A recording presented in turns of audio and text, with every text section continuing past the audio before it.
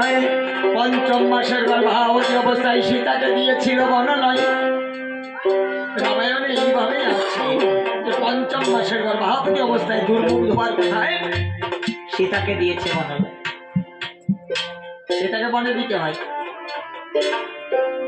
কোন বনে? তপবনে।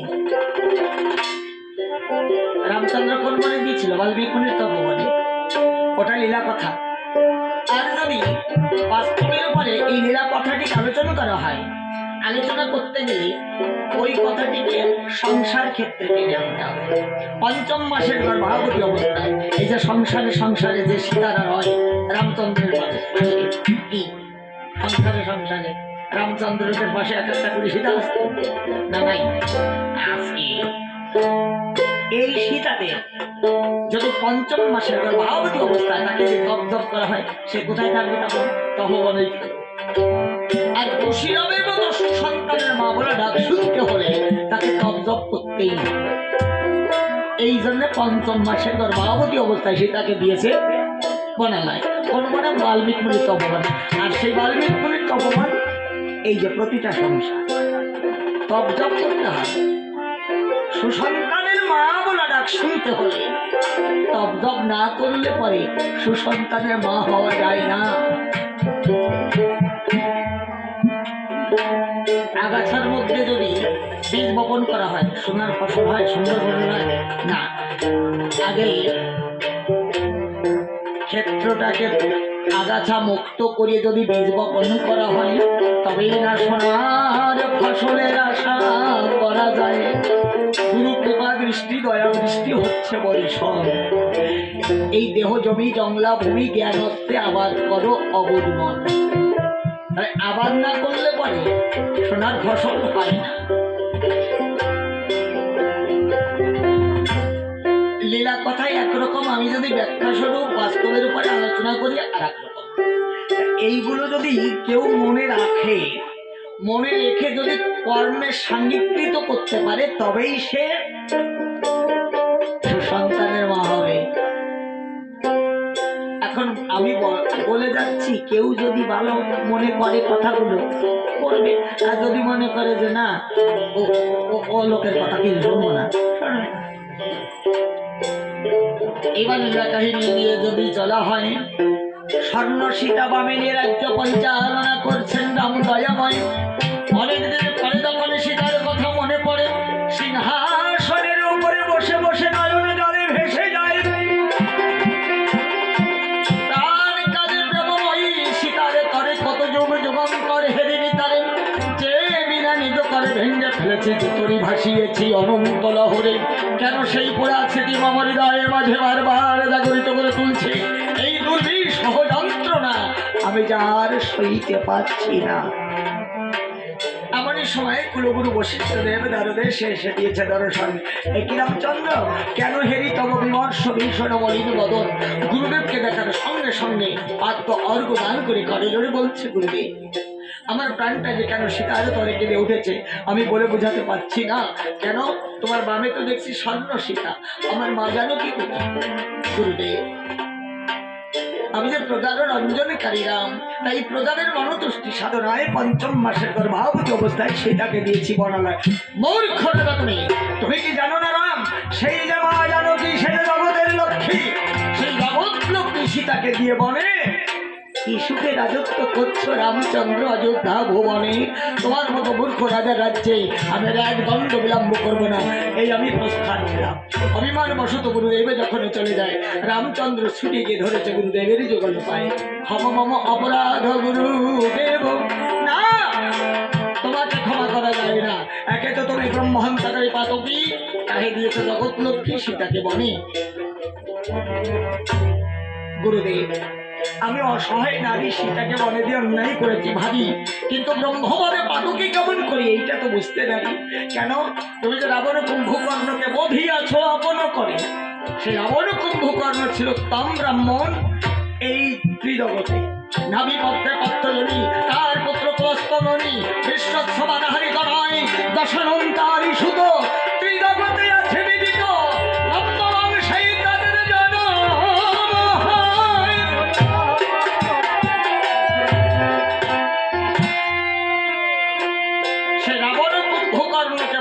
আছো তুমি রাম দয়াময়, এই জন্য তুমি ব্রহ্মহন্তাকারী পাতকী।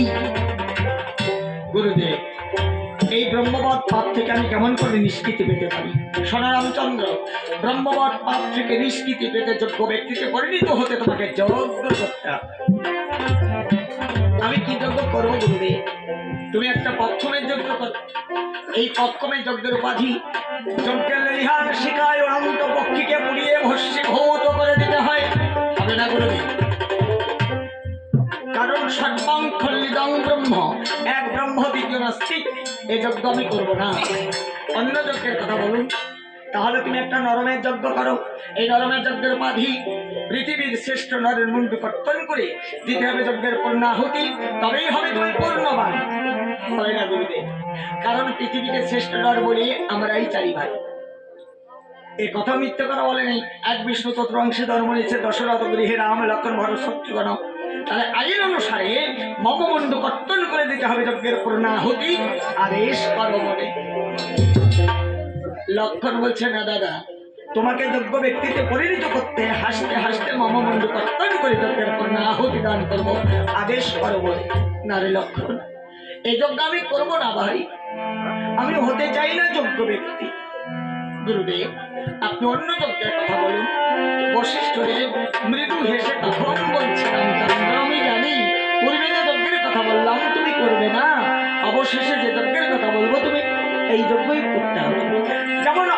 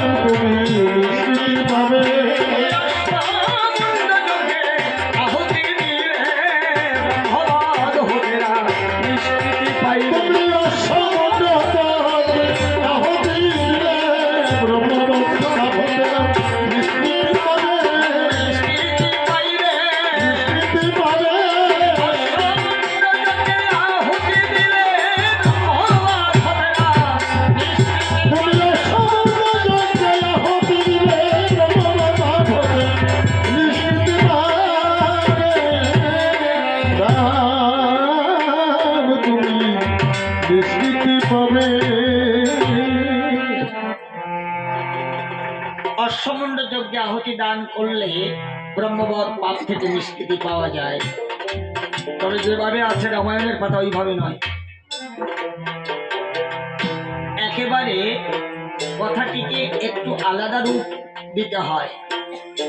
শিক্ষাতন্ত্র গ্রহণ করেছেন যারা যারা আমার এই কথার অর্থ বুঝবেন তারা। আমাদের এই দেহরাজ্যে প্রতিটা দেহরাজ্যে একটা শ্বেত বর্ণের অশ্ব পাওয়া যায়। অশ্ব আছে, প্রতিটা দেহরাজ্যে আছে। আর এই শ্বেত বর্ণের অশ্বকে যদি গুরুর চরণে অর্পণ করা যায় তবে না থেকে মুক্তি পাওয়া যায়।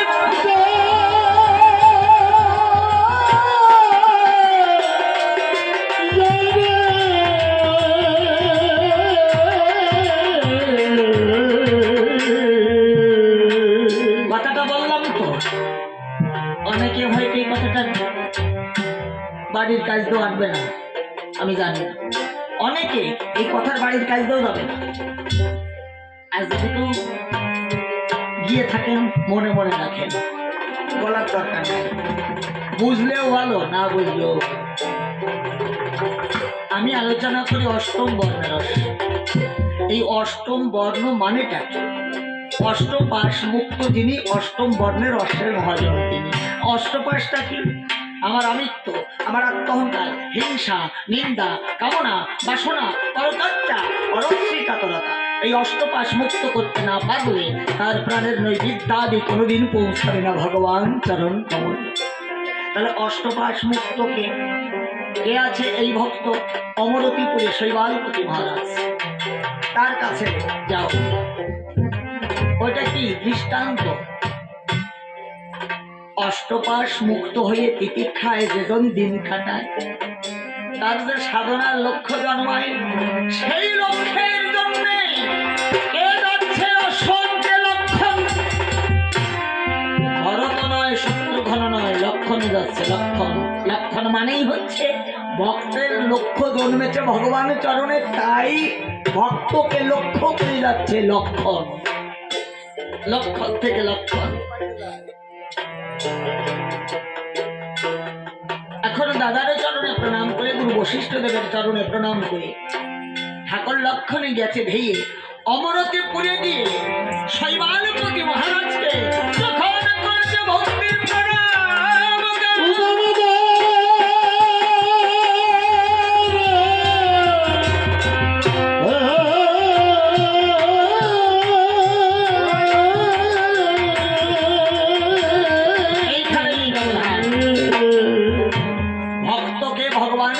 প্রণাম পারে ভক্তের মান ভগবানই তো দেন, এই জন্য এক একজন ভক্ত মানি হন।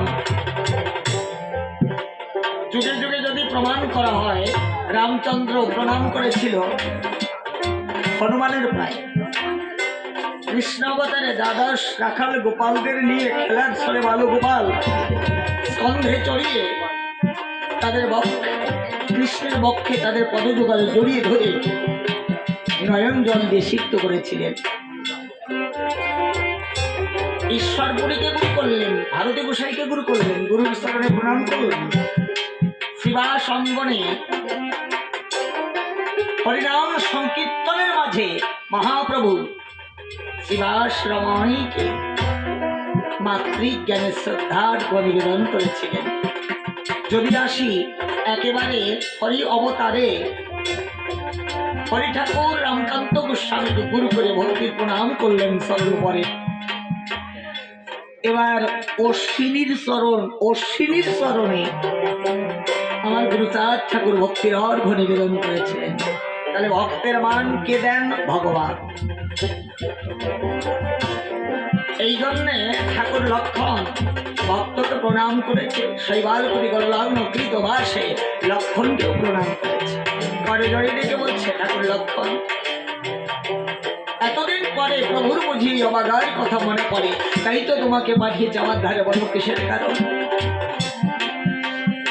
শৈবালপতি, তোমার নাকি আছে অষ্টম বর্ণের অশ্ব, আমার দ্বারা করবে অশ্বমেধ যজ্ঞ, সেই অশ্ব বিধান করো আজ আমার আছে। এই অশ্ব নেওয়ার পূর্বে আমার সঙ্গে তোমাকে ত্রিশত্ব অঙ্গীকার করতে হবে, আমি যাহা চাইব আমাকে দান করতে হবে। বলো বলো শৈবালপতি, তোমার কিসের প্রয়োজন? যুদ্ধ, অর্থ, সন্দেহ, যাহার প্রয়োজন রামানুজ লক্ষণ মুক্ত হস্তে তোমায় তাহাই করিবে দান। বলো তোমার কিসের প্রয়োজন? শৈবালপতি দুই চোখের জল ছেড়ে দিয়েছে। ঠাকুর লক্ষণ, আমি যে একজন রাজা, এই মায়াময় জগতে আমার কোনো অর্থের অভাব নাই, কিন্তু আমার সেই পরমার্থ নাই যে পরমার্থের বিনিময়ে শেষের দিনে সেই ভবনদী পাড়ি দেওয়া যায়। সেই ভবনদীর পার ঘাটে আমি যে একজন ভিখারি মাত্র।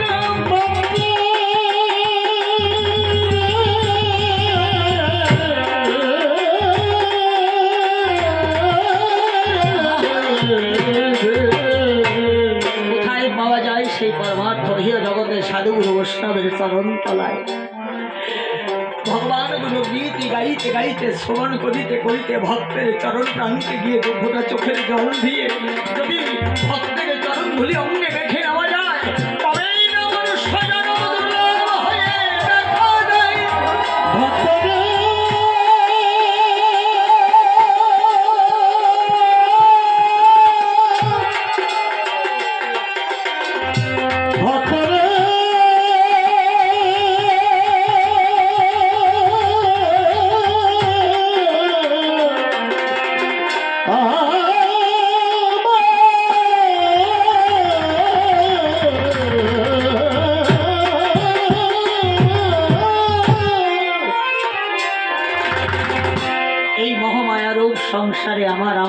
আমার গুণাদিন চলে গেছে। আমি প্রাণ ভরে ভগবানের গুণাগুণ গাইতে পারি না। আমার কোনোদিন সাধু সঙ্গ হয় নাই। সেই পরমার্থ আমি জোগাড় করতে পারি না। আমি জানি এই জগতে কারোর সঙ্গে আমার যুদ্ধ বিদ্রোহ হয় না। কেন হয় না? কেন হয় না? একজন ভক্তের আর একজন ভক্তের সঙ্গে দ্বন্দ্ব হয় না, হয় প্রেম সম্বন্ধ। একজন কৃষ্ণ ভক্ত আর একজন কৃষ্ণ ভক্তকে দেখলে জয় রাধে গোবিন্দ বলে ভক্তে নাই শুনে, একজন হরি ভক্ত আর একজন হরি ভক্তকে দেখলে জয় হরিচাঁদ গুরুচাঁদ বলে ভক্তে নাই শুনে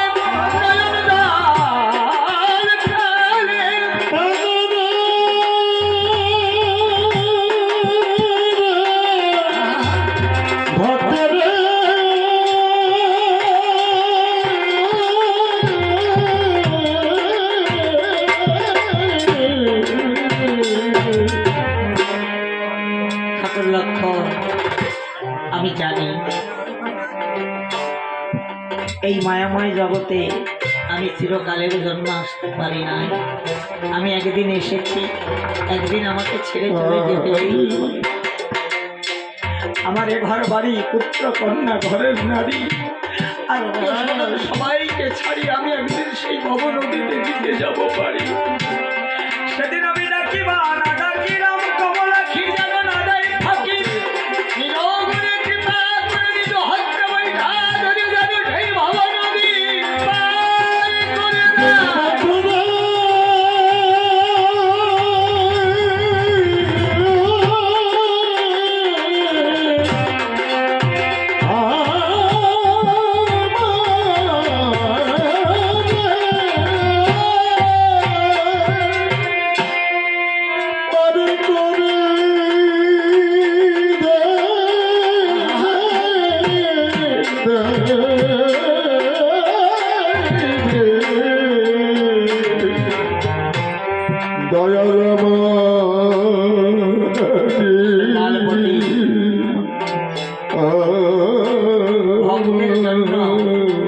ভগবান নাম তরুণী নিয়ে দাঁড়িয়ে থাকে। তোমার প্রাণের যত ব্যথার কথা আমি নিয়ে তোমার প্রভু রামচন্দ্রের চরণ প্রান্তে পৌঁছিয়ে দেব। তুমি অশ্বটিকে দান করো। চোখের জলের সঙ্গে যখন অশ্বটিকে দান করেছে, ঠাকুর লক্ষ্মণ এমন আনন্দে অযোধ্যায় উপস্থিত হয়ে দ্বারে চরণে করেছে দিলেন। রামচন্দ্র পরে জোরে বলছে, গুরুদেব এই তো অশ্ব, এখন কি কর্ম সাধন করতে হবে? একটা জয়পত্রটা লিখতে হবে। চতুর্দেশ করিয়া জয়, অশ্ব আসিলে আপন আঙ্গিনায় অশ্বমুণ্ড কর্তন করে যজ্ঞের পূর্ণাহুতি দান করে যোগ বলে অশ্বকে পুনর্জীবিত করতে হবে। তাহলে আপনি লিপিবদ্ধ করুন, আমি শ্রবণ করছি। বশিষ্ঠ দেব জয়পত্রটা লিখছে। অযোধ্যায় দশরথ রাজা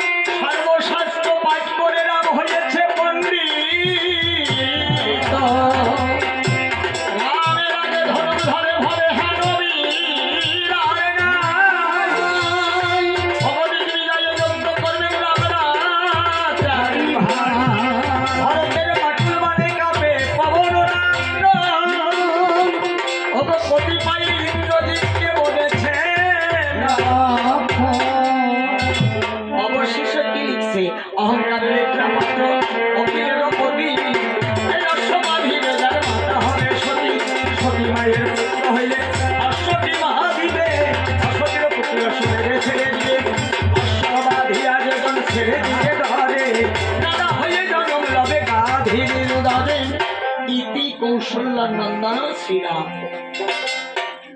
পাত্রখানা লিপিবদ্ধ করে যখন রামকে অর্পণ করে রামচন্দ্র দেখতে পায় অবশেষে যাহা লেখা রয় যুদ্ধ অবসম্ভাবী। ভাগ্যের উপর নির্ভর করে ডেকে বলছে, যাও লক্ষণ, চতুর্দিকে জয়পুরে সকলের কনিষ্ঠ ভ্রাতা শত্রুঘ্ন করজোড়ে বলছে, দাদা আমার অনেক দিনের আশা, আমি দিগ্বিজয় বীর হতে চাই। না না না, তোমাকে যেতে হবে না। লক্ষণ যাবে, লক্ষণ তীরন্দাজ। আমি বুঝেছি, আমি তো তোমার একটা অযোগ্য ভাই। এই অযোধ্যার কোনো শুভ কর্মে আমার লাগবার উপায় নাই। এই মুহূর্তে রাজবেশ পরিত্যাগ করে সন্ন্যাসীর বেশ ধারণ করে তীর্থে তীর্থে করবো পর্যটন, মানে করবো আমার শত্রুঘ্নকে দিয়ে অযোধ্যায় নাই কোনো প্রয়োজন। রামচন্দ্র দেখতে পায় ছোট ভাইকে কি কষ্ট দেওয়া যায়। ঠিক আছে শত্রুঘ্ন, তুমি যাবে দিগ্বিজয়ের কারণ। ভালো